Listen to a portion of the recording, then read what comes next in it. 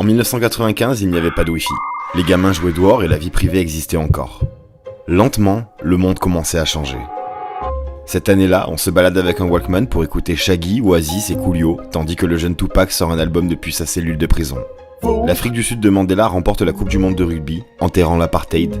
Et en France, on a ce petit gars qui se démerde pas trop mal avec un ballon. On l'appellera Zidane. Dans les médias, on assiste impuissant à un génocide en Bosnie pendant qu'au cinéma, un certain Vincent Cassel nous fout la haine.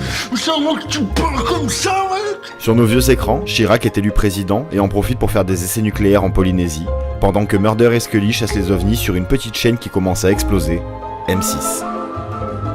En 95, le grand écran a du talent. On va voir Seven, Braveheart, Heat ou encore GoldenEye, mais c'est un autre classique qui fait sensation. Le premier film d'animation entièrement en 3D, Toy Story.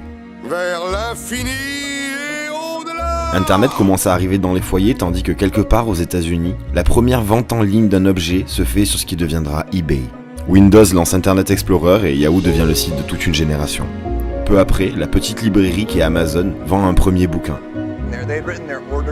On est très loin de voir des vidéos sur le net et pourtant, cette année-là, MrBeast est né. Tout comme Dua Lipa ou encore Timothée Chalamet. De nos jours, c'est plus d'1% des Français qui sont nés en 1995. Nés entre les disquettes et les stories, entre les billes et les applis. Enfant de 95, cette année vous fêtez vos 30 ans. Et putain, c'est pas rien.